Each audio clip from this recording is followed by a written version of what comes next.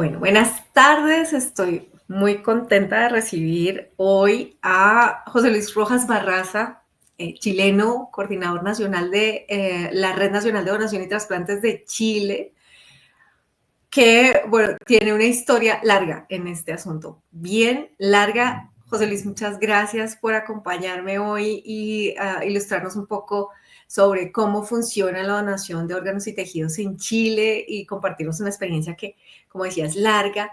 Cuéntanos un poquito cómo ha sido esa experiencia tuya en donación de órganos y tejidos. Hola, primero, gracias por la invitación. Bien, a Agradecido ti. poder conversar de estos temas. Bueno, en lo personal, claro, efectivamente yo llevo mucho tiempo en esto. Fue bien anecdótica mi llegada. Yo estudiaba medicina, estaba en tercer año de medicina, tenía 20 años. Y en ese momento, estamos hablando de año 93, en Chile prácticamente la donación de órganos o los trasplantes eran algo muy rudimentario, y no en Chile, en Latinoamérica en general. La ONT estaba recién partiendo en el 91, con eso hagámonos la idea. Y a mí me pasa el 93, que yo era un chico de 20 y empecé a hacer guardias o turnos de voluntario en un intensivo de un hospital que en ese sentido hacía donación de órganos. Nosotros teníamos una ley de trasplante que en ese momento, en el 93, era una ley de trasplante bien rudimentaria. El diagnóstico de muerte había que hacerlo con electro. Ahí la mayoría de los médicos esperaban que hiciera paro o casi radical de extrema para meterlo a pabellón. Era una etapa bien primitiva, digamos, del proceso, bien inicial, bien también muy bonita, porque era todo voluntarismo finalmente, era mucho. Y me empiezo a meter en esto muy chico. Y cuando ya terminé medicina, tenía año 97, estaba recién egresado, me quedé haciendo mi especialidad de medicina interna. Yo soy especialista en medicina interna y después me dediqué toda mi vida a los intensivos. Entonces, me quedé pegado en el tema intensivo de donación de órganos. Empecé a encontrar que era muy bonito, que esto había que darle más profesionalidad y todo el tema. Empecé a trabajar con la ONG que llevaba el tema. En Chile, la donación de órganos prácticamente por 20 años la llevó una ONG, una organización no gubernamental, Corporación del Trasplante, de la que yo fui miembro, fui director nacional de la corporación prácticamente el tiempo hasta que llegué al Ministerio de Salud en el 2010. Pero Chile sustentó el sistema de donación de órganos en base a eso y lo que implica un ONGismo. Aquí voy yo, el fundraising, había que juntar el dinero para los insumos, la gente que estaba contratada era muy poquita y éramos un equipo. El hielo lo comprábamos del bolsillo nosotros. Los Oh, equipos de trasplante, los hospitales generaban un donante, nos pasaban el pabellón, el pabellón estaba vacío, pabellón quirúrgico. Entonces había que llevar desde los insumos hasta los cirujanos, oye, había que vestirlo entero, porque la donación estaba vista prácticamente como algo no profesional finalmente, casi como que era un sueño de algunos locos que hacían esto. Los trasplantes ya tenían un posicionamiento en Chile. Piensa que nosotros teníamos financiamiento para trasplante renal desde los 90, estaba todo sumamente validado, respaldado, el acceso estaba asegurado. Pero nadie se preocupaba mucho de dónde venían los órganos, como que estaba asegurado el acceso al trasplante, el financiamiento del trasplante, tú te podías trasplantar tranquilamente. A mediados de los 2000 ya teníamos resueltos los trasplantes extrarrenales, todos, corazón, pulmón, hígado, etcétera. Por lo tanto, la gente tenía acceso al trasplante. Estoy hablando del sistema público, que es el 80% de nuestra población. El privado, obviamente, tenía también financiamientos dirigidos, porque finalmente son del bolsillo de cada uno. Pero el Estado lo tenía asegurado. Pero los órganos, nadie se preocupaba de dónde venían, y venían de este trabajo muy de comunidad, muy de ONG, mucho de voluntarismo. Y ahí efectivamente nosotros empezamos a generar la necesidad de que esto tenía que ser una política de Estado, que independiente del compromiso de los profesionales que iba a seguir manteniéndose, tenía que haber un lineamiento desde el ministerio, y el cambio de la ley del año 2009-10 generó en un artículo, un artículo muy pequeño, que dice que era responsabilidad del Ministerio de Salud, a través de su subsecretaría X, la generación de una coordinación nacional de trasplante. Y de ahí nos enganchamos nosotros para decir, es el ministerio que tiene que liderar esto. okay. Como ONG le traspasamos al ministerio, llévense esto, que es la parte operativa, que es la parte del día a día, la generación de donantes, y diríjanlo desde el ministerio. con la salvedad que era para lo público y lo privado. Entonces también, efectivamente, independiente, que antes también manejábamos el sector privado, porque el sector privado era colaborativo, todos estábamos metidos en el mismo cuento, todos querían trasplantar, todos querían órganos y por lo tanto todos participaban.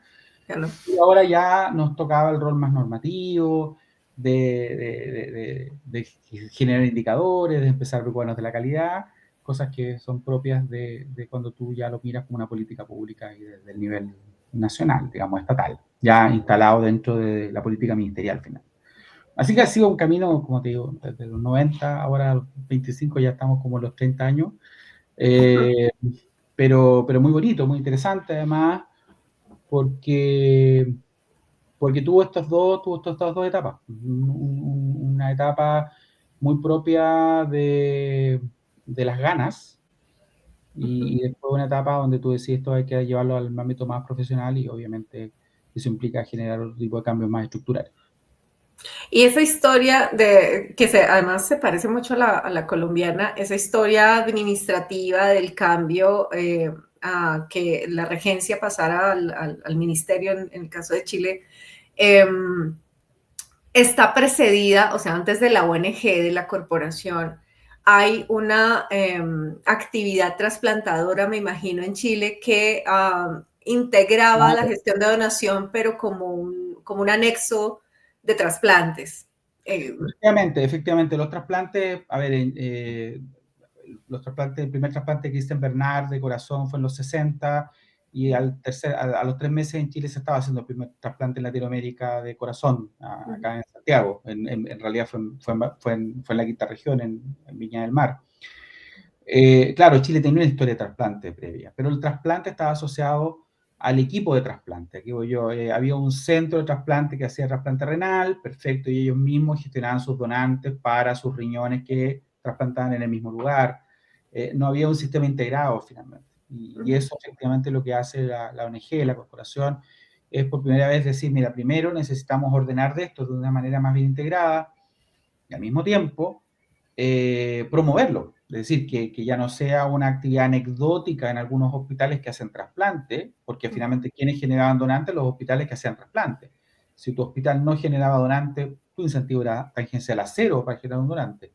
Y al mismo tiempo, porque nosotros desde siempre, eh, las listas de espera fueron únicas, nacionales. Entonces, en ese momento eran pequeñas, muy, muy pequeñas, estaban todas parcializadas con cada equipo de trasplante que tenía sus listados, pero se centralizaban en un ente nacional, que siempre fue el mismo, el Instituto de Salud Pública. Entonces, eso también fue muy bueno para el inicio de Chile. No tuvimos que pelear, entre comillas, en cómo unificábamos un sistema, porque el sistema como que nació por defecto unificado. Lista de espera única en un tratamiento público, y Sistema Nacional de Donación y Trasplante centralizado en una ONG, que después, obviamente, por defecto cambia y se centraliza todo en el Estado o en el Ministerio de Salud. Y eso creo que fue una cosa bien buena, bien fortuita, pero también bien positiva, porque además eso después se asoció en una ley de trasplante del año 96 que fue bien robusta en su inicio. Te diría que los cambios que hubo después del 2010 en adelante tuvieron que más que ver con lo que nos pasa en nuestros países, que cuando hay pocos donantes se le echa la culpa a la ley existente, entonces se cambian los consentimientos, bla, bla, bla. Pero si tú me preguntas, desde el 96 hasta el día de hoy, tenemos los mismos criterios de muerte encefálica, tenemos los mismos sistemas de operativo, tenemos el mismo sistema de regulación de lista de espera, eso no ha cambiado nada. Desde el 2010 en adelante nos hemos entretenido como país, si somos donantes todos a los 18 años, que no, que sí, que cómo decimos que no, etcétera. Y diría que son los grandes cambios, que cómo aumentamos el donante vivo. Hoy día la moda es qué vamos a hacer con los donantes a corazón no batiente o al corazón parado. Entonces, y finalmente todo eso se traduce en consentimientos. Sí, sí. Desde el punto de vista regulatorio, creo que en ese sentido hemos transitado con un cierto nivel de estabilidad. Aquí voy yo, que cuando uno ve la experiencia comparada, no con países desarrollados, sino que con países de la región nuestra, que son países en desarrollo todos. Obviamente hay muchos países que han hecho muchos cambios legislativos de repente muy de fondo y que es como un partir de cero, desde la nada, es complejo. Nosotros, Claro. creo que nosotros dentro de todo, Cono Sur, Colombia incluido, Chile, Argentina, Uruguay, Brasil, son países que en cierto sentido hemos tenido una estructura regulatoria medianamente estable, lo que nos pasa y lo que nos cambia es que todos estamos en sistemas sanitarios que muchas veces son muy fragmentados y que obligan a generar estos cambios. En el fondo, que la donación de órganos es una ONG, que en otro lugar era una mutua, que después cambia, que después cómo se financia, que cómo financia el sector público y el sector privado. Ujú. Y eso es lo otro, que nosotros que siempre tuvimos un sistema fraccionado entre lo público y lo privado, principalmente público, pero tenemos un sector privado que es el 20% de la población. En el sistema de donación de órganos nunca hubo un sector privado y un sector público. Es la única actividad que siempre tuvo un solo actor. Primero una ONG y ahora el ministerio. Entonces eso fue también muy positivo. Fue como que el sector privado entendió, porque esto yo me acuerdo haberlo planteado o haberlo discutido o haberlo conversado con el sector privado en su momento, cuando estábamos en la corporación, en la ONG, le decía, oye, ¿ustedes en algún momento han planteado? No, nosotros no queremos competir, porque no es nuestra idea generar ¿cómo te podría decir? Esta rivalidad entre el sistema público y el privado que siempre se aduce para la obtención de órganos, que es tan prístina. Ujú. Creo que en ese sentido todos cuidamos que el sistema de donaciones para el que lo necesita, independiente si viene del público o del privado. Yo creo que eso también para nosotros fue siempre muy positivo. Es una ley de la República, o sea, pasa por el Congreso y se aprueba mediante el Congreso o es otro tipo de norma del No, no, no. Ejecutivo. O sea, la creación de la coordinación es lo que te comenté al principio. La ley es la ley. Sí. No, Es no, una nosotros, ley.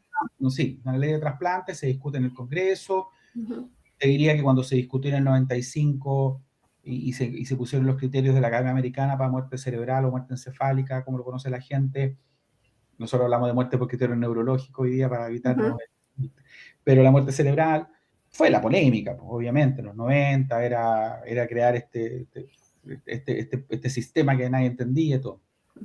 De ahí en adelante, el cambio legal formal que se hizo en el año 2010 fue efectivamente el donante presunto en Chile, y a propósito del donante presunto, se crea esta coordinación nacional dándole como una potestad al ministerio de rol normativo o recordándole que es su responsabilidad. Siempre lo fue, tácitamente es el Ministerio de Salud el encargado de generar políticas públicas, Claro. pero obviamente aquí fue más mandatado. Eh, bueno, nosotros tenemos, por ejemplo, experiencias sociales muy interesantes. Ustedes deben conocer la Teletón en Chile. Claro. Que, ¿Qué es la Teletón? Es una institución sin fines de lucro que busca la rehabilitación de los niños con discapacidad física, etcétera, ¿cierto? Ujú. Eh, y ellos vienen trabajando de los 70, eh, y uno dice, bueno, ¿quiénes deberían hacer la rehabilitación de estos chicos? Si es una actividad clínica, sanitaria, debería ser el Mm. Ministerio de Salud. Pero como parte de los 70 y la ha ido muy bien y es muy exitosa, ¿en qué momento el Estado dice, ya, sabes que no lo hagan más, lo hacemos nosotros? Es complejo. Hablabas Eh, al principio de fundraising, ahora hablas de Teletón. ¿Cómo ha sido la participación, digamos, la financiación en términos de la evolución del sistema de actores no gubernamentales? Y cuéntanos un poquito si eso sigue siendo lo que pasa es que crucial. Teletón hizo siempre un fundraising muy potente, y ellos tienen una institucionalidad muy, muy potente, una fundación Nosotros como ONG éramos muy precarios desde el punto de vista de fundraising. Pequeños. Teníamos muy poco apoyo económico, porque finalmente es bien difícil llevarlo al fundraising. ¿A qué voy yo? Cuando tú dices, una institución como Teletón, bueno, su fundraising, ¿qué es? Mira, ayúdanos porque con el dinero vamos a montar institutos de rehabilitación en diferentes ciudades de Chile. Ujú. Cuando yo hago generación de donantes, ¿qué le digo a la gente?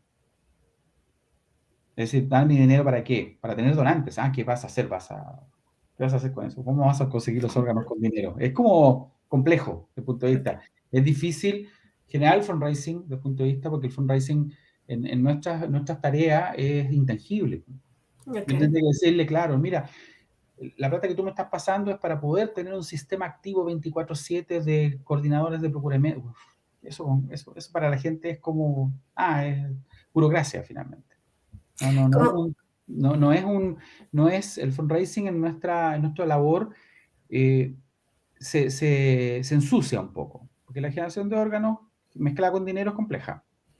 la gente la asocia malamente, digamos. Y al mismo tiempo, la explicación es compleja. ¿Qué es, qué vas, qué, con qué, qué estoy ayudando con el dinero que estoy pasando? No, es para tener un sistema activo de donación de órganos. ¿Y ahí eso qué es? No, voy a tener profesionales ahí para. Chuta, ¿y eso no lo debería pagar el Estado? ¿Por qué lo estoy pagando? ¿Me entiendes? Como que se empieza a enredar. Se pierde Ujú, lo bonito. Por eso nosotros en general, hacíamos mucho fundraising al principio, campañas y después tuvimos que dejarlo porque efectivamente después era más difícil, la gente donaba cada vez menos dinero, porque ujú, era difícil transmitirle para qué lo usábamos. Porque no había nada tangible, no es que construyéramos algo, no es que dijera yo, mira, no, el Instituto Nacional del Trasplante, ahí está, hicimos más cirugías, financiamos tantas cirugías, porque no era eso. Nosotros entregamos los órganos al sistema. Entonces, eh, yo creo que está bien así, ¿eh? Está bien, creo que uno podría haberlo hecho quizás pensando en ese momento yo dirigía la parte técnica, no la parte del punto de vista del fundraising particularmente, pero quizás pudiéramos haber hecho y habernos focalizado más en todo lo que significa hacer fundraising pensando en formación continua, en ujú. cursos, en capacitación, en campañas, por darte un ejemplo, que era así donde podíamos de repente lograr apoyo. Hacíamos asociaciones con algunas empresas que nos financiaban campañas de masificación del mensaje, etcétera. Pero era eso. Y Eh, esas campañas de, digamos, que también hace parte como de lo que hay que hacer de alguna manera eh, para comunicarse con la población y naturalizar el proceso y contarles también los resultados. Esa parte de comunicación, ustedes la tienen sistematizada, la tienen evaluada. Estábamos hablando un poquito antes de empezar. pero ahora Eh, dices tú o antes, porque de repente como no me... Antes y Ah, ahora, ¿qué ha pasado con esa parte de la comunicación a la población en general? Eh, a ver, mira, nosotros en general somos de la escuela que creemos que los países como los nuestros gastar mucho dinero en grandes campañas es un tiradero de dinero a la basura. Ajá. Eh, O creo sea, que publicidad, no. muy poca porque las campañas son muy caras, Ujú, cada vez tienen menos impacto, son muy inmediatas en el sentido de que duran lo que dura la campaña, un par de semanas más y se te acabó el mensaje y la gente se olvidó de la campaña ujú, y más aún hoy donde campañas de medios abiertos tienen cada vez menos impacto. Es ujú, decir, a ver, la gente va menos al cine, la gente ve menos noticias, todo es inmediato en tu smartphone, por lo tanto, tener campañas en que pasen en la televisión, en la radio, en los diarios, como dicen antiguamente, es pérdida de dinero hoy día. Y son ujú, campañas que son caras habitualmente, porque están sustentadas no solamente en la generación del producto, sino que también en la compra del espacio televisivo, radial, etc. Entonces, pero también hay un contrasentido que es social, que cuando tú no haces campaña, la gente te dice, pero ¿cómo van a tener donantes si no hacen ni siquiera una campaña? ¿Ah? Es como que también hay una exigencia, no solamente de la población, te diría que mucho más de los legisladores. Lo ujú, primero que te dicen cualquier legislador, y debe pasar lo mismo en tu país, es que te dicen, oye, pero no han hecho ni una campaña en 5 años, quieren tener donantes. ujú, Y uno les tienes que explicar esto mismo que te estoy contando, pero es políticamente poco correcto. Y las autoridades muchas veces se dejan llevar por esa presión y terminan haciendo campaña. Nuestro país en general, desde que nosotros llegamos al ministerio, se hacía una campaña anual. Eh, Dependiendo la temática, ahí siempre la discutía. De repente estábamos más a favor, más en contra del tenor de la campaña. De repente sentía yo que eran campañas que tenían poco impacto, otras que eran más bonitas, más feas, como tú quieras ponerlo. Pero para mí la campaña lo único que generaba era la posibilidad de conversar. Es decir, si una campaña generaba ruido, ujú, implicaba que lo conversaban en un canal de televisión y te invitaban a ti a decir, oye, mire, ¿por qué salió esto? Hay gente que no está de acuerdo. Y tú decías, mira, sí, pero no nos enfoquemos en el tema de la campaña, aprovechemos que la gente entienda el sentido de la donación, el sentido de urgencia al día a día. Estamos todos supeditados a que podemos requerir un trasplante. Hablemos con nuestras familias para que las familias respeten nuestra voluntad. Finalmente es como la oportunidad para poder conversar. Entonces la campaña era un abrelatas para entrar al ruedo mediático. ujú, Y además, porque creo que efectivamente el tener cada cierto tiempo una campaña te evitaba, en cierto sentido, y lo que nos pasó en muchos países, que el ruido mediático fuera secundario a casos. que era cosa que pasaba mucho en nuestro país en los 2000, por darte un ejemplo. Nosotros en ese momento en el ONG no teníamos dinero para hacer campaña, hacíamos mucha campaña más bien local, ¿me entendí? Actividades con algunos medios. De repente, si alguien quería donar un acto mediático, qué buena onda, papelería, no sé. Pero nos teníamos que hacer cargo de un corazón para Juanito, un niñito espera urgente un hígado, y a raíz de eso, a partir de esos casos, nosotros levantamos el mensaje más ellos son es la cara, ese niñito esperando hoy día es la cara visible de los 200 personas que esperan lista de espera, o los 1200, etc. Y además porque el caso mediático es sumamente injusto finalmente, en muchos aspectos. Primero, genera la sensación a la población de que es un caso más relevante que el resto. ¿Por qué él es relevante si mi mamá también está en lista de espera, también se puede morir mañana? Si De el chico acuerdo. se implanta, después se trasplantó porque salió en los medios. Por lo tanto, es una solución salir en los medios para trasplantarse antes. No, nadie entiende que está en los medios porque está primero en la lista o está más grave, sino que lo entienden como que, Y tercero, es porque, salió en los medios porque tiene dinero o porque tiene contacto.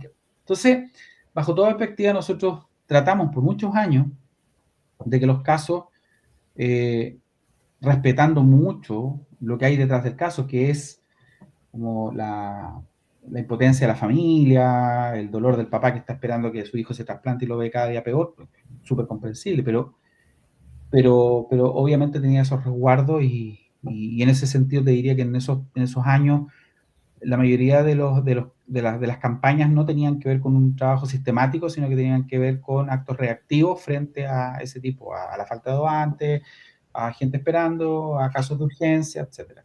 Y en los últimos años lo que hicimos fue un trabajo sostenido de campañas cada cierto tiempo, pero teniendo sumamente claro que en lo personal, como institucionalidad encargada de la donación de órganos, bien venía la campaña, si es que efectivamente ese dinero estaba para ello destinada, pero no era algo que yo buscara que me pasaran cada vez más dinero para hacer más campañas, porque creemos que hoy, es más, uno podría hacer campañas mucho más dirigidas en redes sociales, que creo que tendrían más impacto que una campaña mediática de medios abiertos que sabemos que cada vez tienen menos impacto desde el punto de vista del mensaje.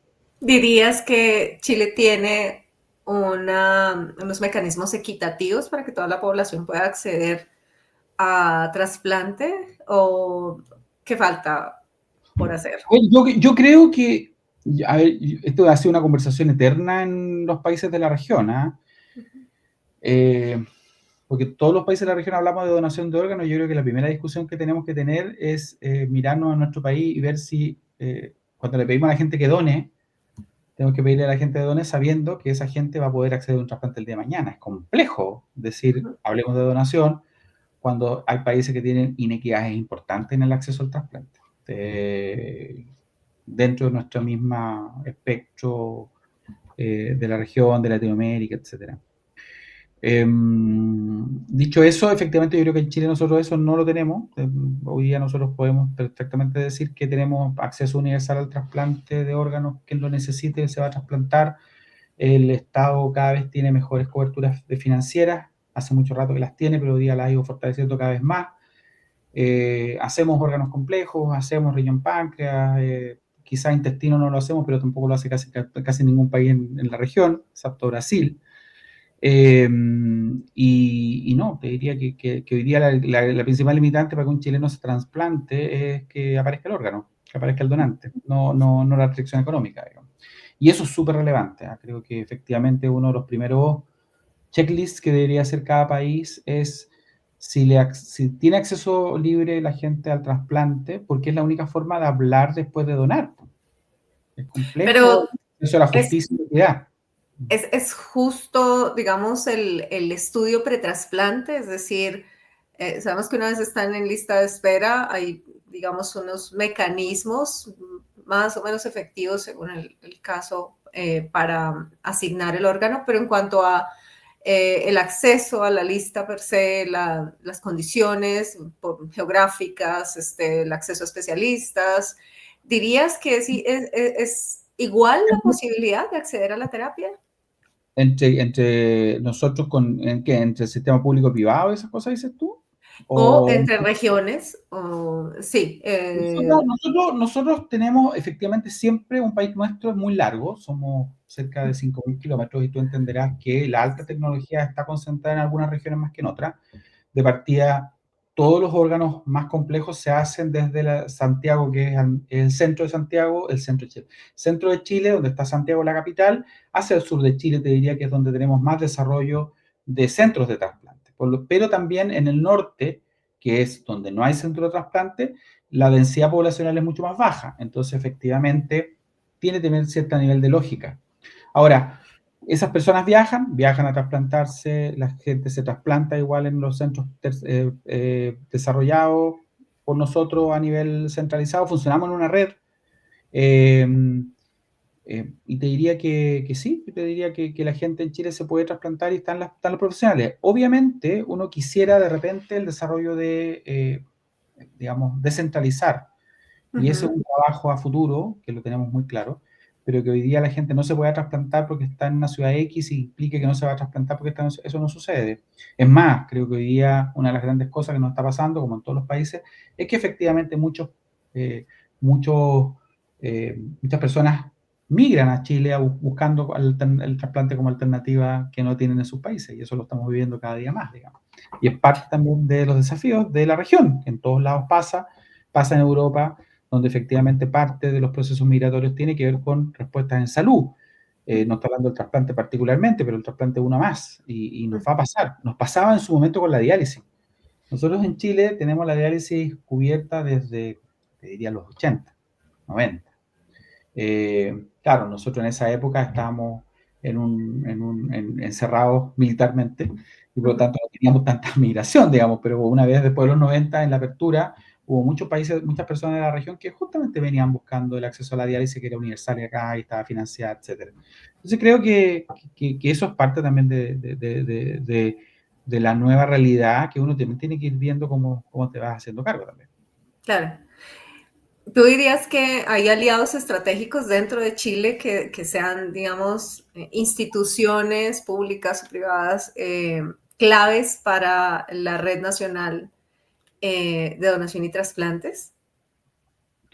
A ver, yo creo que cuando uno ve la génesis, cómo crece esto, cómo se desarrolla, efectivamente esto no podría haber sido sin, primero, los actores directos, que son los trasplantólogos. Digamos. Aquí, obviamente, hoy día todo está más institucionalizado, Ujú, las nuevas generaciones también son mucho más exigentes en base a su trabajo y cosas que antes nosotros quizás hacíamos todo mucho más voluntaristamente, pero efectivamente los trasplantes en Chile se desarrollaron gracias a los trasplantólogos de la época. Yo soy incluso más joven que ellos, que se subían, iban, viajaban for free, porque querían solamente que Chile tuviera más trasplantes, que sus pacientes se trasplantaran, bla, bla, bla. Creo que eso es el primer punto. Segundo punto, que se llama un público interno. Y ahí incluyo también a todas las enfermeras coordinadoras de procuramiento que antes del 2010 y por 20 años trabajaban ad honorem en los hospitales. Nosotros las nombrábamos como ONG, casi las nombrábamos así como en un acto, como digo yo, yo sacaba la espada y te nombraba coordinadora de procuramiento del hospital, y no te pagaba nada, era un sí, nombramiento nominal, pero ujú, efectivamente era reconocida dentro del ambiente hospitalario y ella se hacía cargo y ahí veíamos cómo hacíamos para que le pagaran una plata extra cuando tenía un donante efectivo por el trabajo que había significado, pero todos los donantes no efectivos eran trabajo for free. Era todo ujú. mucho de eso, de mística. ¿Ah? Entonces creo que el sistema tuvo mucho, la tiene todavía, pero creo que en ese momento era mucho más potente desde el punto de vista porque era otra época también. ¿Ah? Y además, porque nadie dice que estaba bien, sino que era porque la forma como pudimos avanzar. Yo creo que nadie podría pretender que tú hicieras un trabajo por nada, digamos, desde el punto de vista de remuneración, porque implica sacrificios personales, familiares, costos, gastos y un montón de cosas que debieran haber estado siempre eh, claros. Pero bueno, así se desarrolló esto muchos años. Pero sí creo que Chile, por ejemplo, nosotros todo lo que son traslados terrestres, aéreos, lo hacíamos con la colaboración en la época, la Fuerza Aérea, la Armada, Carabineros de Chile, la Policía en Chile. La Fuerza Aérea nos trasladó los equipos vía aérea gratis por décadas. Ujú. Obviamente después del 2010 ya los traslados eran más complejos, ya no podíamos hacerlo solamente en un avión. El avión de la Fuerza Aérea, un avión que también tenía limitantes desde el punto de vista de que no era solamente exclusivo para donación, tenía otras funciones también humanitarias, y por lo tanto ahí nosotros tuvimos que aumentar la oferta del mundo, a través del mundo privado, y pues ahí tuvimos que generar un presupuesto establecido para ello. Policía que nos trasladó y hasta el día de hoy nos colabora trasladando órganos vía terrestre. Es decir, aquí voy yo, volvemos a las distancias y a los climas. Si yo tengo un donante a las 2 de la mañana en una ciudad X, donde el próximo avión va a salir a las 8 de la mañana, siempre y cuando no llueva, porque puede suceder, la mejor forma es decirle a Carabineros o a la policía que nos traslade el riñón vía posta policiaca 800 kilómetros, y ellos lo hacen hasta el día de hoy. O lo que hicimos históricamente siempre con LAN o LATAM, que era nuestra línea aérea, y que hasta el día de hoy también colabora con nosotros en traslado de órganos y de muestras y de tejidos vía aérea también, desde el punto de vista gratuito. Entonces, creo que hubo mucho de alianzas estratégicas y de actores estratégicos que hasta el día de hoy son parte del proceso, y que sustentan todavía el proceso de donación y apoyan a que esto se mantenga activo. Los forenses, ¿qué papel juegan? Es que los casos médico-legales son pocos en nuestra realidad. Yo creo que en la mayoría de los países, si uno mira la negativa judicial en el mundo, no debería ser más allá del 2-3%, digamos. ¿Eh? Los forenses es complejo porque los forenses en nuestro país particularmente, la autorización de un caso médico legal, para darle un nombre, pasa por, más que por el médico legista o el médico forense, pasa por la fiscalía, por el Ministerio Público, por el abogado, entre comillas. Okay. El abogado que está investigando el caso. Y Y las, ellos son un ministerio aparte, son un poder independiente, no son parte sí, del Ministerio de claro. Salud, son el Ministerio de Justicia. Entonces, ahí nosotros sí tenemos algunos tipos de problemática propia, que es que rotan mucho, cambian mucho, uno hace capacitaciones y al año siguiente ya los mismos fiscales ya no están, hay que volver a explicarle a un fiscal entender esto de la muerte cerebral es un temón, por qué le diagnosticaste la muerte hoy día a las 8 de la mañana y el paciente sigue conectado al ventilador en la mañana siguiente cuando le quiere sacar los órganos, es una cosa que para ellos es compleja. Complicado. Pero es un trabajo constante y lo vamos haciendo. Ahora, es difícil generar alianzas estratégicas porque son ministerios diferentes y donde de una u otra forma ellos, al ser muy abogados y muy dueños de una causa judicial, no van a aceptar hacer una alianza estratégica porque implicaría como tener un cierto nivel de sesgo investigativo, obviamente. Ahora, sí está en el proceso nuestro siempre estar con ellos capacitando. Entonces, sí lo que hacemos mucho es tener más al mundo forense, que son parte de la estructura sanitaria, y trabajamos con ellos muy a mano porque finalmente ellos son los garantes de seguridad para el fiscal, de darle la certeza que la investigación no se va a ver afectada por la extracción del órgano, etc. Entonces, creo que ahí está el trabajo, pero la fiscalía y los jueces en ese sentido son un estamento independiente que obviamente me merecen todo el respeto del tema, pero obviamente de repente tienen sus reparos que pasan más porque efectivamente desconocen muchas veces estas cosas del sistema y del proceso, digamos, del diagnóstico de la muerte, etc. Pero nada, son cosas que... Las autorizaciones se tramitan en tiempo real, o sea, es decir, Sí, se hace el proceso directamente, 24 horas están activos. claro, sí, pero la autorización es medianamente expedita, porque no necesitamos un fallo, ni un decreto, nada. Es una autorización casi telefónica o vía mail, y con eso la ley nuestra dice que la autorizará el fiscal con el medio más fácil que tenga disponible. Por lo tanto, con eso estamos, la ley misma lo dice. Entonces, bajo esa premisa, obviamente no va en esa dificultad. De partida, lo hacemos en tiempo real. Okay. Porque si es a las 2 de la mañana hay que buscar al fiscal de turno, y ahí es donde entran de repente las dificultades, porque el fiscal de turno Hmm. no es el fiscal dueño de la causa, sino que es el fiscal que está reemplazando en horario no hábil, entonces muchas veces dice una causa compleja, no quiero autorizar yo porque efectivamente hay otro fiscal, hay que esperar el horario hábil, de repente se puede, de repente no se puede, porque a mí, y tú lo has vivido, Si a mí me dicen a las 4 de la mañana, esperemos hasta las 8 de la mañana para la autorización, quizás no me cambia nada, porque el donante está estable, la familia está informada, pero otras veces no es la situación. Tenemos que trabajar con gente, las situaciones, las variables clínicas están cambiando mucho, tenemos que pelear contra el tiempo y ahí, obviamente, ¿sabes qué? Démosle.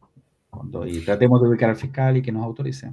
¿Qué tal las asociaciones de pacientes u otras ONGs que puedan estar colaborando con el proceso de Bueno, sí, donación? es decir, aliado estratégico absoluto. Nosotros nacimos, la Corporación del Trasplante nace desde una asociación de pacientes. Okay. La Asociación Nacional de Dializados en Chile, ASODI, fue la que trajo las máquinas de diálisis a Chile. Y las máquinas las trajo porque el fundador tenía un familiar cercano muy enfermo que necesitaba una máquina de diálisis. Él la importó, tenía los recursos para hacerlo, la importa, la persona se dializa mucho tiempo, después sale de la diálisis y él la diálisis la dona para que alguien más la ocupe. Y ahí se dijo, tengo que aportar en esto, y crea esta fundación, crea una Asociación Nacional de Dializados de Chile, ASODI. Y la Que ASODI, sigue activa. que sigue activa hasta el día de hoy. Y Okay. la ASODI, que se encarga de los pacientes trasplantados renales, dializados renales, o enfermedad renal, tenía un médico dentro que le dijo, hoy nosotros debiéramos quizás tratar de promover los trasplantes renales. Y ahí nace la Corporación de Trasplante. Okay. Entonces, fuimos hijos de la Asociación de Dializados, de una ONG que hasta el día de hoy funciona. Seguimos relacionados con ellos. Obviamente ellos han ido manteniéndose más en el nicho de los dializados y la enfermedad renal. Obviamente están más que Claro, todos los antes. sí, sí, sí. Y efectivamente acá en Chile las ONG son más bien pequeñas, las asociaciones de pacientes son más bien locales, aquí voy yo. El Centro de Trasplante, Instituto del Nacional del Tórax, que trasplanta corazón pulmón, tiene la agrupación de pacientes trasplantados del Hospital del Tórax. ¿Me entiendes? Como que, y nosotros nos encantaría poder congregar a todas las instituciones dentro de una sola, pero por estructura sanitaria no lo podemos hacer porque no manejamos asociaciones de pacientes. Pero creo que ahí falta un poco la articulación de ellas. Tratamos de convocarlas y de participar con ellos en todas las actividades que hacen. Estamos siempre disponibles. Acá existe otra fundación que se llama Cambiemos la Historia, que finalmente vino a tratar de difundir el tema de la donación hacia el ámbito comunitario social. Ellos hacen mucho fundraising, hacen mucha campaña, trabajan con empresas, hacen corridas por la donación, todo eso, y por lo tanto también es un trabajo colaborativo con ellos. Y con las de pacientes, con todas las que quieran, pero efectivamente no existe solamente una gran institución de pacientes en Chile, como existe sí esta asociación de dializados que tiene una historia. La otra está un poquito más atomizada y cada una con objetivos más concretos, pues los pacientes trasplantados de corazón uno, los pulmón otro, y esta asociación de Cambio de la Historia que es más global, pero que también tiene un rol más bien de promover la donación en general. Y así hay varias, pero lo que sí hacemos nosotros es que estamos disponibles a trabajar con ellos, es decir, habitualmente en las actividades que nos invitan, que ellos motivan, eh, las mantenemos. Y la Corporación del Trasplante, la ONG original, que después desaparece, dejó una asociación de familiares de donantes, que fue un área que nosotros desarrollamos, lo personal lo desarrollé yo con otras personas de la corporación en su momento, que tenía que como darle un cierto nivel de espacio a las familiares de donantes en esa época en que las familiares de donantes era un consentimiento expreso, entonces los familiares de donantes eran los que utilizaban la donación en los 90, los 2000.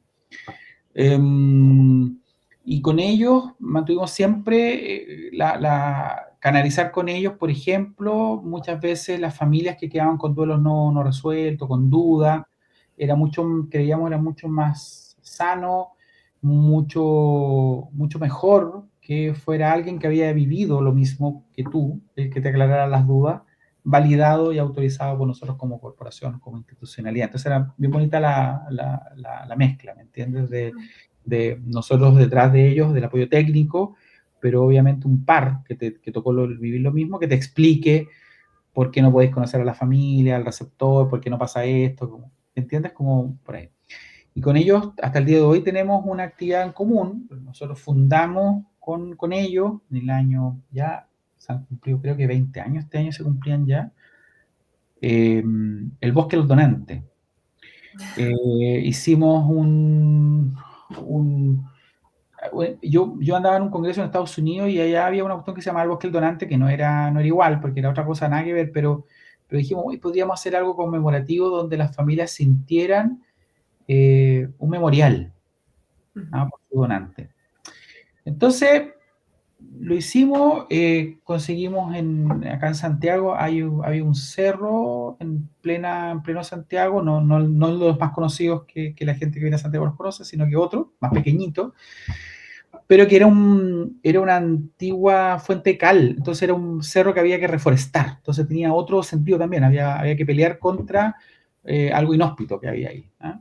Entonces el parque metropolitano quería reforestarlo, entonces nos dijimos, oye, reforestémoslo, qué rico, y lo reforestémoslo con un sentido. Entonces todos los años, para el Día Nacional del Donante de Órganos, se elegían 50 familias, cada una de ellas plantaba un árbol. Ok. La idea era que después pudieran visitar su árbol de su donante. Entonces era como la continuidad de la vida, había mucha emoción detrás de esto, era una actividad que era muy íntima, en el sentido que a pesar que a los, ¿cómo se llama?, a las autoridades les encantaba ir tratábamos de que no fuera con medios y que si los medios iban mantuvieran el respeto de lo que significaba un acto, que era un acto más bien de conmemoración. Y así fue, pues, y se fue, y hoy día tú vas al bosque del Donante, no es un bosque como el que se imagine la gente, porque son plantas nativas chilenas, que no son bosques gigantes, sino que son más bien arbustos grandes, pero hay algunos que crecen harto, pero Ujú. hoy día está reforestado esa zona, está verde, algo que era una cantera antigua, y es el bosque del Donante. Entonces es muy bonito, creo que buscó, y en su momento, tuvo un objetivo muy concreto, que era darle acompañamiento a la familia de los donantes, darle un reconocimiento y darle un memorial. Ellos lo han mantenido, porque nosotros cuando nos fuimos al ministerio, obviamente no podíamos hacernos cargo del financiamiento de lo que significaba, porque ellos hacen en la planta, hay que comprar los árboles, lo Claro. hacen. Entonces ahí también volvemos al tema de nuestras limitantes muchas veces de los recursos públicos, que eso es una actividad privada, pero apoyamos porque el Parque Metropolitano es parte del sector público también. Entonces, hay una colaboración público-privada. Y en ese sentido creo que efectivamente son cosas que han marcado, que han marcado historia. Y que son bonitas, son replicables. Creo que aquellos que participan, nosotros cada vez hemos sacando más a la familia en el contexto de que hoy la familia, prácticamente el donante presunto, asume que la familia no debiera decidir, pero obviamente son parte de la decisión. Y por lo tanto, el Bosque del Donante lo seguimos manteniendo. Trabajamos con esta ONG, con las familiares de donantes, y les entregamos la base de datos de las familias donantes del año anterior para que ellas las contacten y las convoquen, y se vuelven a plantar de todos los árboles. Y creo que es algo que creamos hace 20 años y que sigue teniendo un sentido muy interesante y muy importante. Y bueno, eso es bien, bien bello y es únicamente para Santiago o son familias de todo No, Chile. de todo Chile convocamos. Lo que pasa es que es difícil, a ver, el Sí. bosque, el bosque del Donante está en Santiago. Claro, efectivamente, para generar bosques de los donantes en todo Chile sería más complejo desde el punto de vista organizativo, financiero y un montón de cosas. Pero bienvenido, si se le idea al día de mañana una municipalidad del sur de Chile quiere hacer el bosque del donante de ellos, nosotros somos los primeros felices. El tema es que yo creo que tiene que ver también con el volumen, ¿ah? Efectivamente, cuando tú tienes en Chile, al año hay 220 donantes, el año pasado hubo 213 en realidad. Eh, y prácticamente 120 o 100 de esos fueron en Santiago. Entonces, obviamente tienes un volumen de personas muy grandes en Santiago concentradas que fueron donantes. Entonces, los otros ya se van, eh, digamos, desagregando. Entonces, hay ciudades que tienen 4 donantes, 5 donantes. Entonces, efectivamente, para armar un bosque de donantes necesitáis una cantidad de gente. Por eso yo creo que Santiago efectivamente cumple ese, pero la convocatoria es amplia, si hay gente, se les avisa, se les dice con tiempo. Obviamente es difícil que alguien de Punta Arenas, que es el sector más austral, nuestro, que está a 2.000 kilómetros viaje para una ceremonia como ella, pero que sepan que existe, que también es súper interesante, que importante y bonito desde el punto de vista personal, que la gente sepa que hay un acto de conmemoración de la donación de órganos donde es una cuestión de seguir perpetuando la vida, que también tiene ese concepto el árbol, como que yo Ujú. perpetúo vida en otros, pero también lo hago en este acto que es perpetuar vida a nivel de un bosque. ¿Tienen una estrategia sistematizada para comunicarse después del proceso, de que finaliza el proceso de donación per se, con la familia donante? No Digamos, centralizadamente, es parte del rol de las coordinadoras locales de procuramiento. En los general, llaman, para, mandan una carta, ¿cómo lo hacen? mandamos carta Carta. de agradecimiento. Bueno, las coordinadoras locales, como son ciudades y son coordinaciones locales sumamente estructuradas y están institucionalizadas, si tú vas al hospital y está la unidad de coordinación de procuramiento y afuera hay una oficina que dice, por lo tanto tú puedes tocar la puerta y vas a encontrar a la enfermera que te entrevistó. Claro. No, no. Y eso creo que es finalmente una de las cosas interesantes de los modelos hospitalarios, que es darle Ujú. identidad.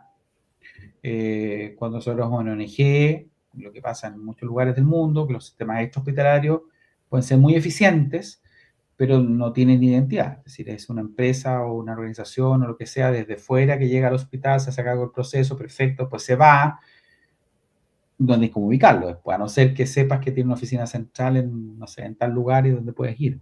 Ujú. Primero la identidad y segundo, efectivamente siempre se manda una carta de agradecimiento, pero nosotros tenemos una ley de confidencialidad que dice que efectivamente se protege al donante y al receptor. También fue parte del cambio de la ley de 2010. Antes lo hacíamos como ONG, que no le entregábamos datos a los donantes, a los receptores, miento, a los donantes, a la familia del donante no se le entregaban datos de los receptores, protegíamos al receptor. El receptor. Y al donante, de sí mismo, de un duelo y de muchas cosas que está comprobado que siempre es positivo.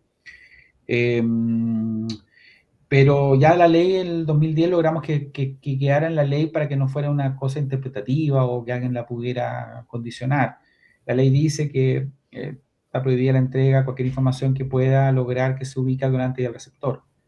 Por Ujú. eso, por ejemplo, el caso mediático nos complicaba, porque el Claro, caso mediático si vincula están, con el si están- tiempo. si están todos pendientes que se tiene que trasplantar el niñito esperando corazón, cuando se trasplanta, todos saben Ujú. perfectamente de dónde viene el donante. Claro. En países como los nuestros, donde no hay 50 donantes al día, sino que hay uno o dos, tienes una o dos posibilidades de dónde vino el corazón, digamos. Ujú. Eh, o la familia que donó sabe perfectamente que su corazón pudo haber sido el corazón para el niñito que estaba en la tele, porque al Ujú. día siguiente aparece la noticia que se trasplantó el niñito. Entonces, en ese contexto, efectivamente, para nosotros era compleja el cuidado y el resguardo de los datos. Eh, por lo tanto, cuando les avisamos a las familias, les avisamos a los donantes, mire, ¿sabe qué?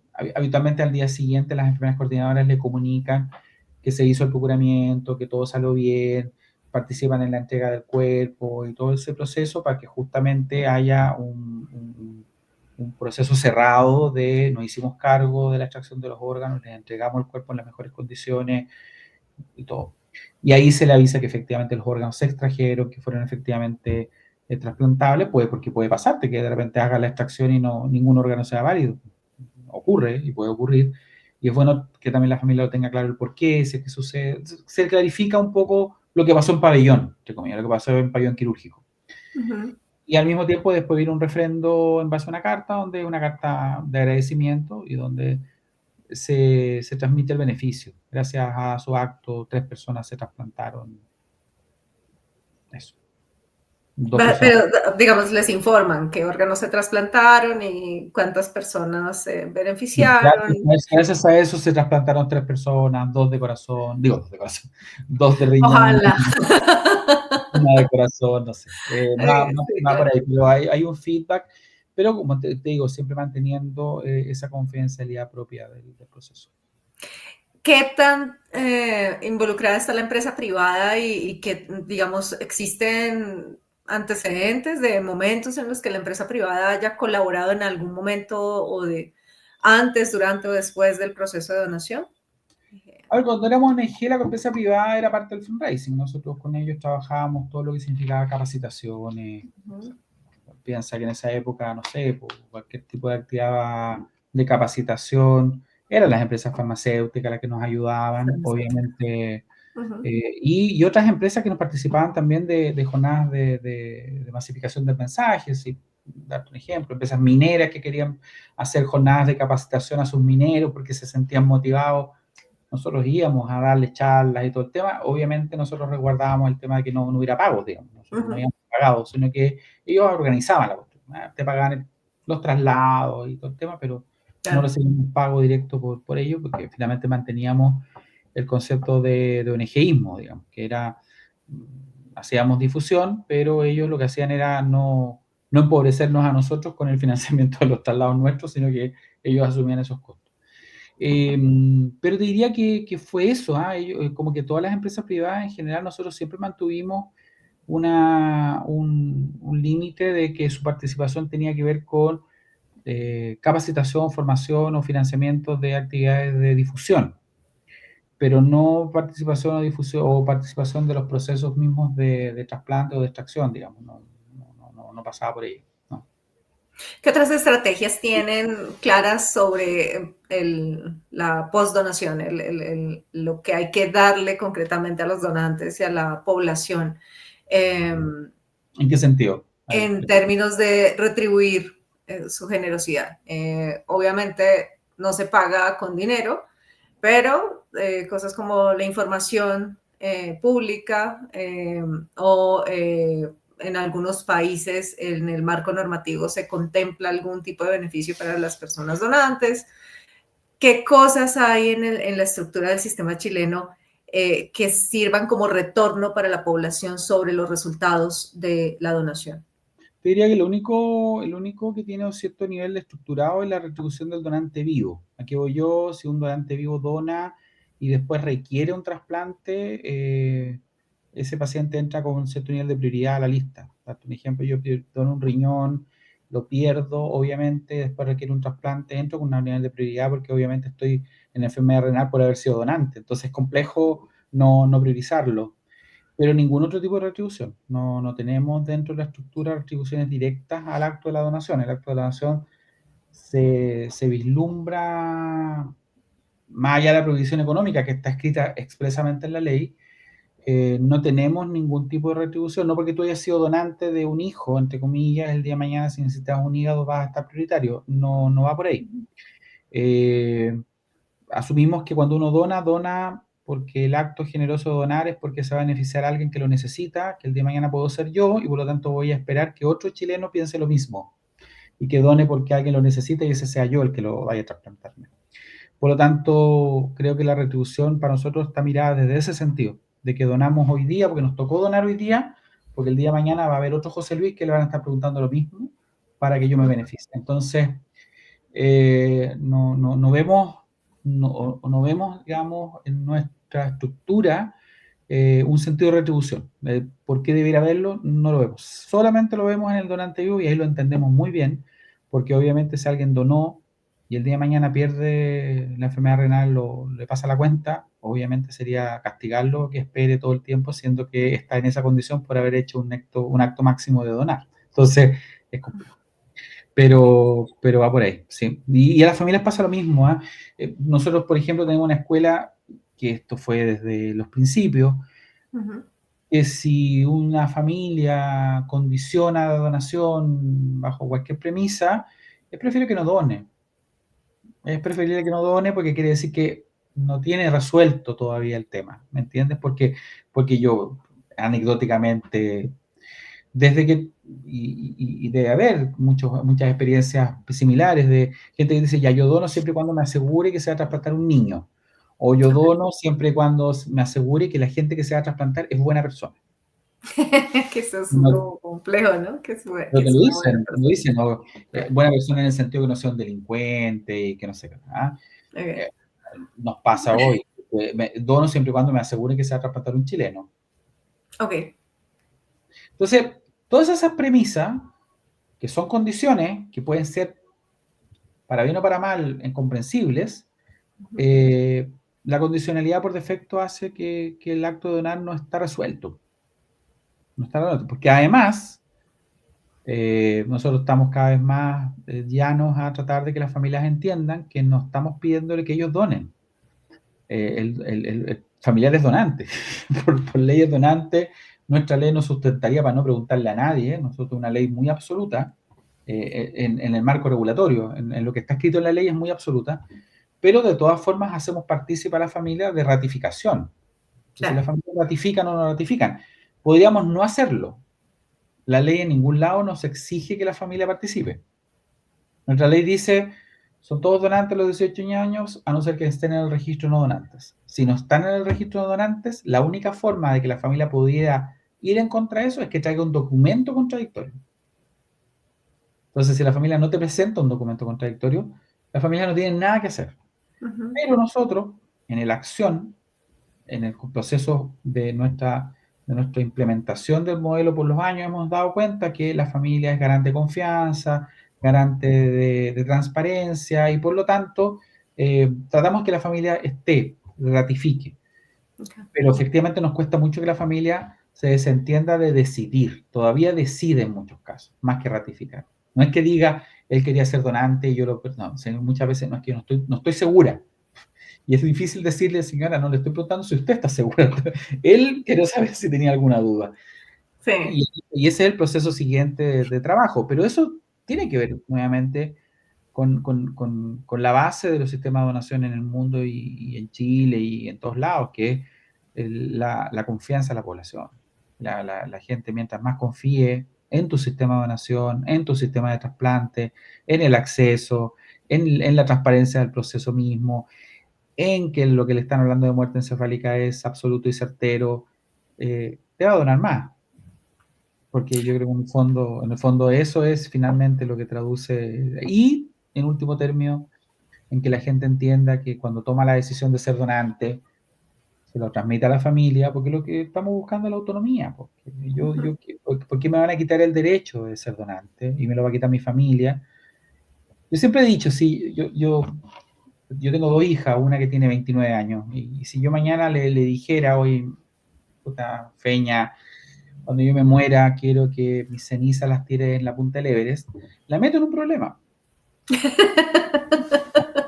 Y grande. Porque efectivamente, nosotros los latinos Sí, somos de sí. última voluntad. Somos de última voluntad. Mi papá quería toda su vida que lo enterraran cerca del mar, perfecto. Y vamos ya tirando para allá, ¿cómo vamos a llevar al papá cerca del mar, cierto?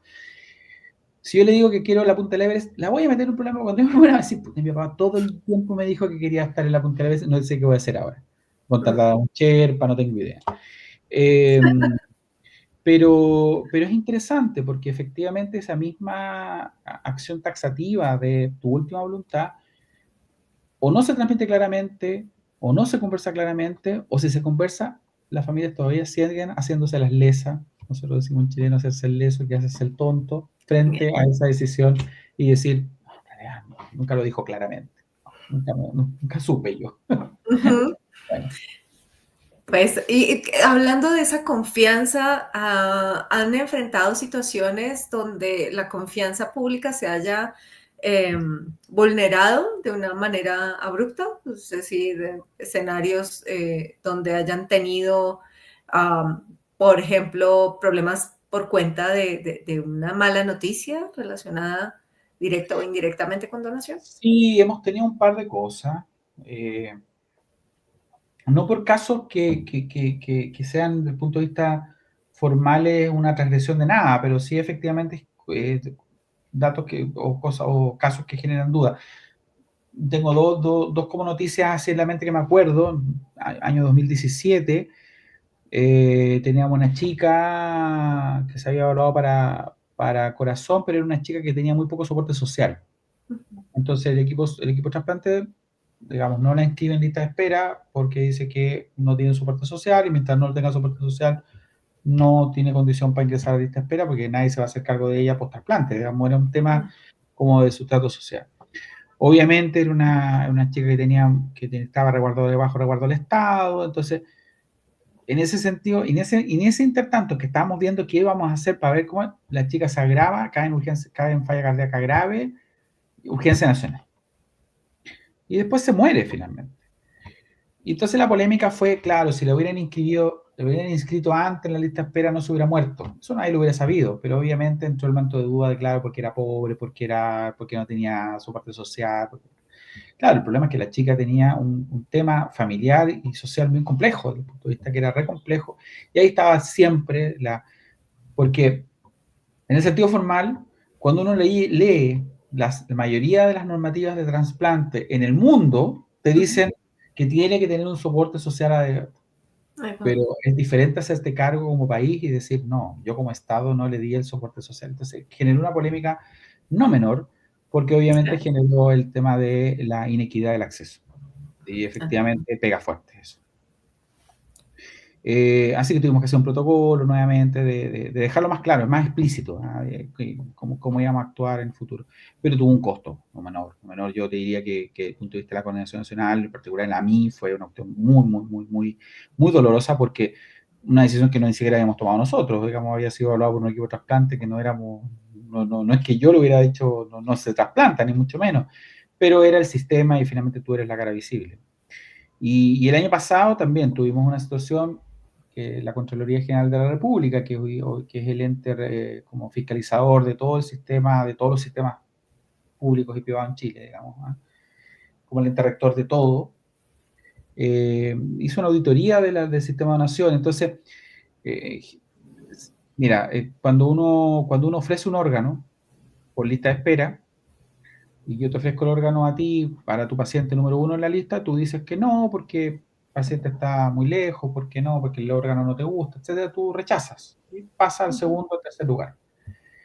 Y se supone que eso, la lista de espera después te diga, tú debías haber mandado un informe de no aceptación del órgano. Entonces, la Contraloría encontró muchas no aceptaciones no enviadas. Okay. Y lo interpretó como que se habían saltado la lista y por lo tanto que gente se ha dejado de trasplantar casi anecdóticamente. Entonces era súper difícil porque efectivamente no es que se hubiera dejado de trasplantar la gente, había faltas administrativas desde el punto de vista que no estaba el respaldo documental. Pero para la población en general es animalista, desastroso. Y también nos pega y nos ha pegado también cuando, no sé, yo creo que casos mediáticos como, no sé, en Argentina cuando Sandro estaba en lista de espera o cuando tú tienes un artista famoso que necesita un órgano y después se trasplanta, lo primero que te preguntan, se trasplantó porque era famoso o se trasplantó porque era hijo de un político. Y yo siempre digo, nosotros en Chile hacemos al año, hoy día, cerca de 600 trasplantes. Si en esos 600 trasplantes se trasplantan 2 personas famosas o hijos de alguien famoso o conocido, está dentro de la estadística, ¿no? Ni siquiera es una cosa que yo me tenga que... Cuando el 80% de mis trasplantes son de pacientes públicos, por lo tanto representan la lista de espera y la actividad trasplantológica, la distribución de los seguros públicos y privados en nuestro país, no tenéis cómo empezar a hacer un harakiri diciendo, no, al revés, deberías decir, mira, súper representativo y evidentemente entre 600 trasplantes algún gallo puede ser, algún personaje puede entrar y es parte de la estadística. Pero es complejo porque todas esas cosas la gente las mira desde otro vista, porque además se hace conocido o se hace público porque la prensa lo publicita con algún dejo también. Es decir, también la prensa cuando te dice, no, se trasplantó, estuvo 6 meses en lista de espera.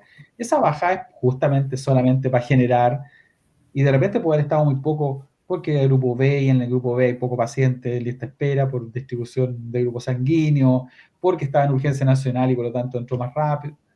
Hay muchas razones súper explicables, pero sí te puedo decir que nosotros nunca hemos tenido un caso así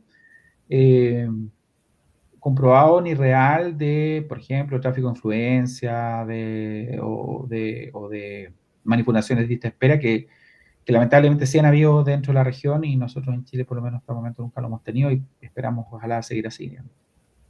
Estuviste 5 años fuera de la coordinación nacional, eras el coordinador nacional hasta 2018, mal no estoy. Y luego pasas 5 años, tú eres intensivista, entonces estás atendiendo pacientes. Sí, me tocó estar la pandemia justamente en un intensivo en pandemia, efectivamente. Sí. ¿Qué pasó en ese lapso de tiempo? ¿Volviste a tener donantes en tus manos, digamos, como médico tratante o como coordinador? ¿Cómo fue esa vivencia y por qué? ¿Por qué salir y por qué volver? Eh, Buena pregunta. Todavía no me la contesto mucho. No, no, yo salgo efectivamente porque creo que hubo un proceso que llevó a un momento a un cierto nivel de agotamiento de tus expectativas versus la realidad dentro de una estructura sanitaria pública, particularmente una estructura estatal ministerial que también tiene que ver con, ¿cómo te podría decir?, con visiones políticas y con objetivos sanitarios. Yo sentía que el sistema estaba un poco estancado, que no había, que nadie lo tenía en sus prioridades y por lo tanto sentía que estaba un poquito marcando el paso y eso implicó que efectivamente empecé yo a tener dificultades con mis líneas de relación directa jefatural y por lo tanto estuvo muy bien finalmente haber salido, porque efectivamente yo creo que ambos ámbitos, yo y ellos, necesitábamos este nivel de respirar un poco. Y por lo tanto creía que yo sentía, a ver, yo siempre funcionaba y mi salida fue muy en silencio, muy respetuosa con el modelo. Y creo que es lo que uno quiere finalmente. Cuando le hayas entregado toda tu vida a algo, lo menos que puedes salir es polemizando, porque finalmente la polémica lo único que le hace mal es al sistema de donación y trasplante. Entonces, bajo esa perspectiva, nada, fue muy respetuosa, pero efectivamente yo salí un poquito agotado y un poquito distanciado de los objetivos que yo sentía que ya que no eran muy prioritarios y por lo tanto sentía que estaba marcando el paso. Eh, y nada, salgo, y volví al mundo clínico, del que nunca me había salido absolutamente, siempre estaba ligado al intensivo, hacía una guardia de la semana mientras era coordinador nacional, siempre estaba ligado a ello, pero me fui a hacer una UCI, y obviamente armando una UCI, o estando dirigiendo una UCI, tuvimos unos cuantos potenciales donantes, era una UCI que no tocó la pandemia, donde prácticamente los donantes fueron muy pocos porque desapareció mucho la prioridad o la capacidad de atender los accidentes vasculares, etcétera, los tequeados y todo. Después tuvimos unos cuantos casos potenciales que no llegaron a puerto, pero efectivamente mi aporte tenía que ver un poco con una UCI muy humanizada, con la comunicación directa con la familia, con tratar de que el día de mañana habláramos de muerte, habláramos claramente. Obviamente uno le transmite la impronta de lo que uno pudo haber aprendido en el camino. Y tarea cumplida en ese sentido, creo que era. Y vuelvo porque efectivamente estaba pasando esto de la Contraloría, había una investigación, sabían cosas que había que subsanar, y ellos me plantearon que obviamente necesitaban a alguien que tuviera mayor experiencia o conocimiento del sistema, que pudiera enfrentar una crisis de confianza importante y por lo tanto el liderazgo técnico era relevante, porque en fondo para poder asumir una eventual crisis que era una crisis comunicacional. Y además había que reflotar algunos procesos que estaban medio que habían quedado en el tiempo. Entonces, efectivamente nos tocó el 2000, estábamos repuntando post pandemia, pero el 2023 que yo llegué como primero con una asesoría corta y ya el 2024 como coordinador nacional, fue en el proceso de cómo hacemos para que esto siga creciendo sin mucha inversión, porque estábamos más encima en unos procesos de vacas flacas acá en Chile, en la estructura pública, pero que viéramos cómo podíamos optimizar la gestión del proceso, que nos ha ido re bien en ese sentido. El año pasado teníamos una tasa de 10,6 por millón, hace mucho rato que no nos acercamos a los 11, calculando con 20 por millón y cuando nos enteramos después con el censo que éramos 18,6. Entonces, en realidad, si uno lo calcula con la población real del censo de diciembre, efectivamente superamos los 11. Eh, y nada, y este año vamos mejor que el año pasado, entonces va viendo que independiente de ser inversión, el trabajo de base está. Te hiciste cargo de efectivamente lo que te contaba recién, de la investigación de la Contraloría, que obviamente tuvo que ver cómo hacíamos que esta pérdida de confianza, obviamente, de la población no impactara tanto en los números, sino que de una u otra forma pudiéramos salir adelante y esperamos que se mantenga. Eh, y nada, y como, mira, a mí me acuerdo que me llamó el viceministro para comentarme, oye, José Luis, creo que... Y me dijo una palabra, una frase que para mí fue válida, que me dijo, apelo a tu corazón. Me dijo, es algo que tú formaste, que lo quieres, apelo a tu corazón. Y finalmente uno toma esas decisiones muchas veces en base a eso, digamos. Cuando uno empieza a contar tu historia y uno empieza a decir qué hay hecho en tu vida, fuera de mis dos hijas, quizás esto es mi mayor logro en la vida, digamos, que hoy podamos tener un sistema de donación alojado en el ministerio, que ya no discutamos que los hospitales tienen que tener unidades de coordinación local de procuramiento, que los hospitales nuevos en Chile todos vienen con una unidad de procuramiento establecida. Entonces tú decís, ya sembraste algo. Y para mejor, para peor, mañana lo podemos refundar, pero no importa, pero la estructura hospitalaria ya tiene conceptualizado y en su mente que hay donantes y que alguien tiene que gestionarlo. Y eso creo que es el mejor aporte o la mejor firma y rúbrica que podéis dar en un sistema como este. ¿Qué cosas te han marcado en cuanto a los donantes, en las experiencias con donantes puntuales? ¿Qué cosas te han marcado en términos de la protección al donante? Que hayas sentido que de pronto se hubiera podido hacer mejor o que francamente las cosas no salieron como hubiéramos querido quienes trabajamos con donantes y quienes los valoramos. Pucha, yo creo que el gran problema nuestro es que nosotros tenemos estructuras hospitalarias muy antiguas para los fines actuales. Aquí voy yo, hoy se habla mucho de humanización y nosotros venimos hablando de humanización desde los 90 porque la donación se basa en eso. Y hoy hablan de uso humanizada, y que la comunicación es algo que nosotros hacíamos de partida. Justamente todo el proceso de uso humanizada nace de gente que antes hacía donación de órganos. Entonces, y bajo esa premisa es súper contradictorio cuando tú tenías estructuras hospitalarias rígidas, donde no tienes un lugar donde hablar con la familia, donde las familias tienen visitas restringidas, donde el acompañamiento familiar está restringido a una o dos personas, y donde lógicamente cuando tú abres el proceso de donación de órganos, hay gente que tiene privilegios por sobre el resto de la gente que está hospitalizada en el intensivo. Mm. Pasaba que el fin de vida de un donante era muy diferente al fin de vida del no donante. El fin de vida del donante era familia acompañándolo, lo llevaban al pabellón, lo acompañaban casi a la puerta del pabellón quirúrgico para que se despidieran, pasaba la familia todo el día a despedirse, y al lado había otra gente que tenía un fin de vida donde tenía los horarios establecidos. Eh, eh, nosotros nos preocupábamos desde la estructura hospitalaria rígida, donde no existían, de buscar un lugar donde hablar con la familia más tranquilo, porque nos habían enseñado que era la mejor forma, bla, bla, bla.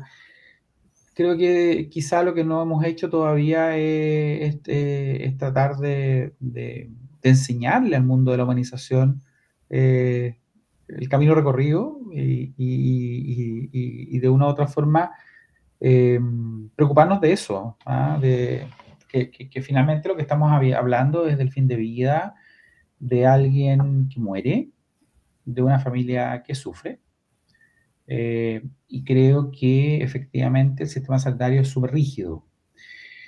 Y al mismo tiempo tiene que ver con lo que tú dejas, y aquí estoy hablando más allá de la donación. Nosotros no nos hacemos cargo de las familias que pierden a alguien después que se van del hospital. Y no estoy hablando solamente de los donantes, en general del sistema de salud. No sé si a ustedes les pasa, pero a nosotros nos pasa mucho que nosotros funcionamos en red. Entonces, si yo traigo un paciente infartado del sur de Chile y lo traigo a Santiago, y el paciente después se infarta y el infarto no sale adelante y se muere, después problema de la familia, cómo se devuelve con el fallecido al sur de Chile para enterrarlo. Yo lo saqué del sur de Chile porque tenía que resolverle una situación clínica, pero después no me hago cargo del fallecido porque el fallecido no es parte de la responsabilidad del sistema sanitario.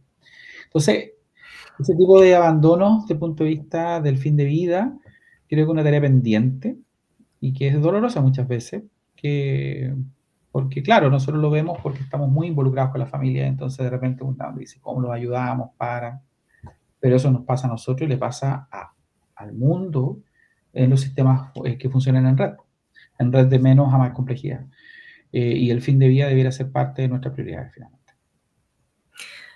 Antes de comenzar la grabación hablamos también un poquito de esa situación en la que la donación es como interpretada en sus inicios como anexo, subordinado para este caso a trasplante y en general al uso de lo donado, ¿no? En el caso de trasplante, hablábamos un poquito de la tendencia que pueden tener los trasplantólogos de tener injerencia en los asuntos de donación. Y desde donación hay cada vez, digamos, más conciencia de la complejidad del proceso de donación per se y la, digamos, imposibilidad y a veces franco conflicto de intereses con la intromisión desde, para este caso, trasplantes. ¿Cómo lo manejan en Chile? ¿Cuál ha sido la vivencia con ese asunto un poco espinoso, pero real? A ver, yo creo que, que ha sido complejo, pero te diría que bien llevado. ¿Ah? Nos costó harto. Creo que efectivamente, cuando nacen las organizaciones de donación, o mejor dicho, cuando aparecen las primeras unidades de trasplante y de donación asociados a los equipos de trasplante, antes que se empezara a centralizar esto en la corporación, efectivamente uno tenía que competir no solamente con el área de experticia, también, sino que la validación técnica. Ujú. Efectivamente, cuando éramos ONG, al principio, no necesariamente todos nuestros profesionales estaban sumamente formados en el tema y por lo tanto el equipo de trasplante de todas formas lo miraba un poco en menos, porque decían, bueno, pues casi un voluntarismo. Yo me recuerdo un ministro de salud, eh, que me dijo en una reunión oficial, cuando yo era ONG, me dijo, oye, pero si ustedes necesitan más recursos humanos, ¿por qué no echan mano a la Cruz Roja o a las Damas de Rojo? Que son voluntarias que son prácticamente gente que ni siquiera es profesional de la salud muchas veces, ¿no? Son amas de casa que ayudan al confort de los hospitales. Entonces era como que no entender lo que hacíamos finalmente. Entonces, te diría que efectivamente después, cuando ya como ONG, como Corporación de Trasplante, empezamos a darle un giro de profesionalización y eso tuvo que ver mucho con cuando yo llego a la dirección médica y empezamos a generar protocolos y empezamos a unificar los sistemas porque ya la recogida de datos ya está atomizada y la logramos centralizar, etcétera. Obviamente yo creo que nos empezaron a mirar con un cierto nivel más de credibilidad. Ujú. Eh, y yo creo que es la mejor forma, que efectivamente las unidades de procuramiento, la gente que se dedica al procuramiento, eh, se transformen y se formen también, y se formen y se preocupen también de aprender, y porque son referentes. Es decir, yo hoy les digo el diagnóstico de muerte por criterio neurológico lo lidera el neurólogo, pero yo como coordinador tengo que tener también herramientas para discutir frente a toma de decisiones. Tengo que tener los protocolos a cargo. Tengo que ser un experto en manejo del donante. Tengo que ser un experto en familiar. Tengo que ser un experto en comunicación. Tengo que ser un experto. Y es la única forma. Y yo creo que efectivamente con el tiempo nos ha pasado. Lo que sí a mí me parece que todavía el mundo de los trasplantólogos hoy opinan menos del manejo del donante, o si opinan del manejo del donante particularmente clínico para su órgano, me parece súper razonable. Opinan prácticamente nada de muerte cerebral, porque es un área de los neurólogos y los trasplantólogos no se meten ahí, pero les encanta opinar sobre políticas públicas y consentimiento. Es, ¿Por es- qué? les ¿Por encanta. qué? No sé, porque además volvemos al punto que miran, entonces, si se formaron en Estados Unidos, te van a decir, no, es que en Estados Unidos lo hacen así, se formaron en España, es que en España lo hicieron así. No sé. Y Ujú. efectivamente, y funciona mucho. Yo creo que se les olvida que los sistemas de donación en cualquier lugar del mundo no están separados del sistema de organización y de financiamiento del sistema sanitario donde están involucrados. Es decir, mi sistema chileno no es exportable tal cual a Colombia. a pesar que Colombia tenga un sistema de financiamiento muy similar, pero Ujú. así tal cual, no necesariamente. Hay que ver qué parte sí, quizás todo, pero hay que mirarlo en esa perspectiva, que cómo lo puedes aterrizar. Y nos pasa lo ¿Qué, mismo. qué pasa? O sea, y bueno, digamos que Colombia quiere consejo de Chile. ¿Qué cosa? Obviamente esto tendría que darse en el marco de una asistencia técnica o Eh, algo mucho más estructurado, pero yo creo, regálanos unas luces, unos cuantos consejitos desde la experiencia de Chile que quizás Colombia deba considerar. a ver, yo creo que lo primero que tienen que tener muy claro que cuando tú tienes un sistema público-privado, las reglas tienen que ser transversales a lo público y lo privado. Entonces, la lista de espera tiene que ser única, los criterios de asignación únicos y las vías de financiamiento para asegurar el trasplante tienen que estar asegurados en el sistema público y en el privado para que efectivamente todos los pacientes puedan ingresar a la lista de espera. Lo segundo, creo yo, es que el organismo nacional tiene que tener cierto nivel de independencia operativa, que es uno de los grandes problemas de los sistemas nuestros en Latinoamérica. Ujú. Deben ser sistemas fuertes, centralizados, administrados por el Estado, efectivamente, pero con cierto nivel de autonomía desde el punto de vista de gestión de sus recursos. Si lo mantiene siendo un consejo o una oficina coordinadora en un ministerio que tiene roles más bien administrativos, normativos, bla, bla, Que hace otras bla, cosas otras distintas, cosas, además. etcétera, Ujú, tienden a perder peso. Aquí el punto es que el día de mañana sean también resolutores del operativo. Si tu hospital en Colombia, si tus hospitales en Colombia mañana necesitan implementar la tecnología ex vivo para pulmón, bueno, la organización nacional se encargará de generar los recursos, de entregarte las maquinitas, de entregarte financiamiento, bla, bla, pero lo hago centralizado bajo un presupuesto propio que yo tengo para esos fines. Al mismo tiempo, yo lidero con el Ministerio de Educación las futuras y me asesoraré con 3 consejos de asesores, lo que quieras, pero finalmente lo lidera uno.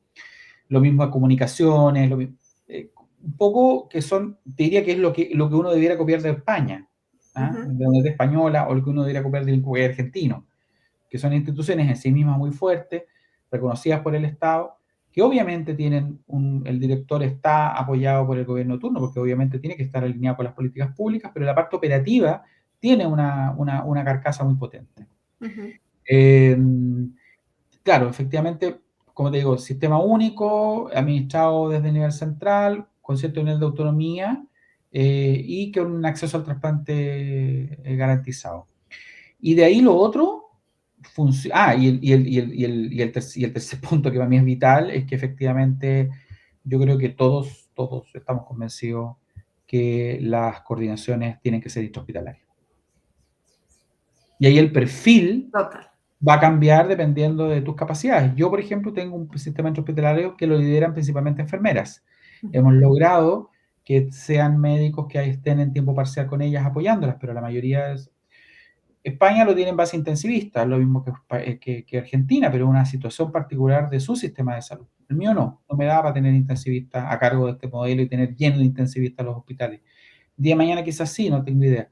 Pero yo creo que la definición es definición profesionales idóneos, y ahí para no ponerle un nombre, pero sistema hospitalario. Las Ujú. coordinaciones locales de procuramiento fortalecidas, de punto de vista, y eso es lo importante también, que para el ministro, este sea un tema prioritario. Ujú. Y que si va a ser solamente para sacarse una foto y decir monté un sistema nacional en Colombia y mañana vean ustedes cómo lo hacen, bueno, nos va a pasar lo que nos pasa en muchos países, que después se acaba la moda y cambian el ministro y después el sistema nuevamente parte de cero de cómo logramos Sí, avanzar. total. ¿Qué ha sido lo más satisfactorio de de estos años trabajando en donación? Eh, un poco sentir que se ha avanzado, que efectivamente las generaciones nuevas no valoran lo que tuvo que pasar Chile durante 20 años para que llegáramos a lo que tenemos hoy día. Obviamente siempre dicen, hoy falta esto, falta eso. Obviamente faltan muchas cosas, pero que ya tenemos esto de estructura, esto de que ya está posicionado el sistema de donación.